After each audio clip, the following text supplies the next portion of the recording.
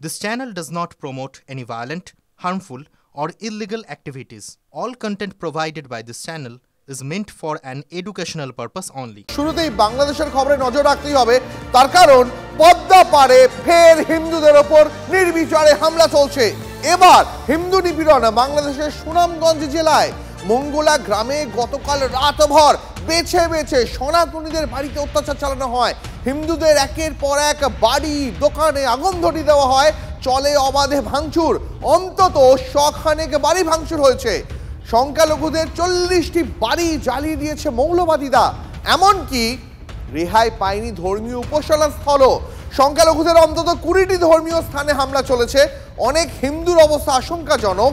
পরিস্থিতি সামাল দিতে পুলিশ সেনা তো এসেছে, কিন্তু গোটা ঘটনা ঘটে যাওয়ার পরে সংখ্যালঘুদের ওপর হামলায় এখনো চুপ করে কেন মুখে কুলু পেটে ইউনূস সরকার?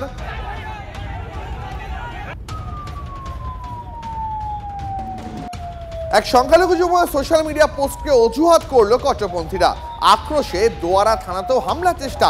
ওই সংখ্যালঘু যুবককে কট্টরপন্থীদের হাতে তুলে দেওয়ার দাবি। সুনামগঞ্জের দোয়ারা এলাকার পরিস্থিতি এখন আরো উদ্বেগজনক।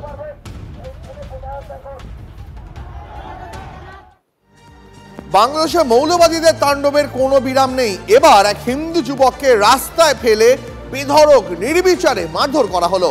ঠাকুরগাঁওয়ে মৌলবাদীদের হাতে আক্রান্ত যুবকের অবস্থা আশঙ্কাজনক।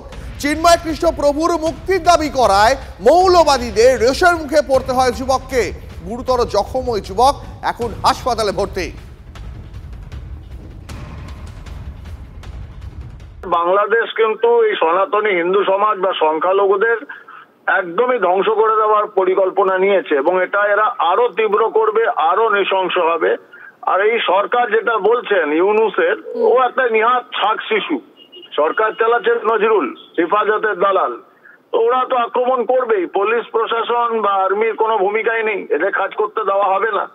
একটা বড় অংশ কিন্তু পুলিশ বা আর্মি, বাংলাদেশ আর্মির, তারাও এখন হেফাজত বা ইসলামিক মৌলবাদী শক্তিগুলোর কাছে নথি স্বীকার করেছে। মার খাচ্ছে হিন্দুরা, ঘরে বাইরে বিতর্ক, প্রতিবাদে ঝড় উঠছে। কিন্তু তারপরেও বাংলাদেশে কট্টরপন্থীদের সন্ত্রাস থামছেই না। সংখ্যালঘুদের উপর হামলা অত্যাচার চলছে, আর বেছে বেছে সনাতনীদের বাড়িতে আগুন ধরিয়ে দেওয়া হচ্ছে। কোচবিহারের সীমান্তবর্তী বাংলাদেশের নীলফামারীতে মঙ্গলবার রাতে একাধিক বাড়িতে আগুন ধরিয়ে দেওয়া হয়। সেই ছবি সামনে আসতেই ভয় ধরবে, এমনই ভয়ানক ছবি। দেখুন, গোটা এলাকা দাউ দাউ করে জ্বলতে থাকতে, একই সঙ্গে সংখ্যালঘুদের বাড়িতে ঢুকে তাদের মারধর করা হয়, দেদার ভাঙচুর চালানো হয়। অভিযোগ এমনটাই। হিন্দুদের উপর আক্রমণ নিয়ে গোটা বিশ্বের সামনে বারবার ইউনূস সরকারের মুখ পুড়ছে, তারপরেও বাংলাদেশ সরকার নির্বিকার।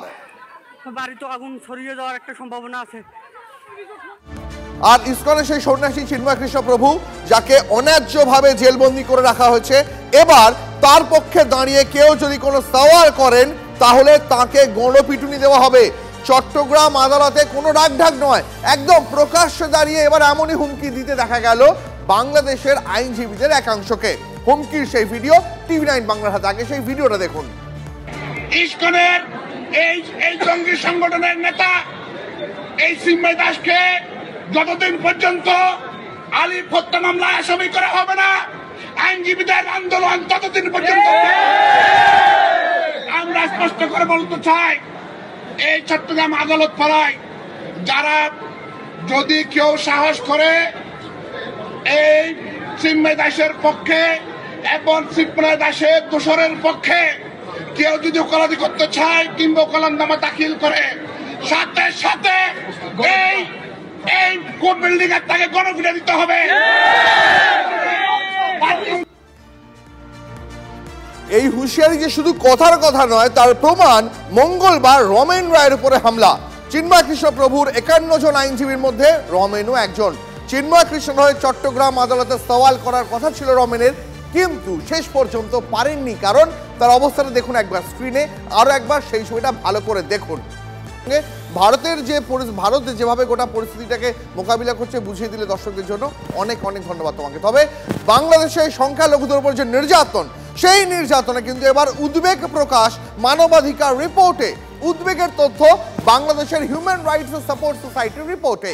সাংবাদিক, সংখ্যালঘু সম্প্রদায়ের উপর হামলা, নারী নির্যাতন নিয়েও উদ্বেগ প্রকাশ করা হয়েছে এই রিপোর্টে। চিন্ময় কৃষ্ণ প্রভুর গ্রেপ্তারির পর চট্টগ্রাম আদালতের ঘটনাতেও উদ্বেগ।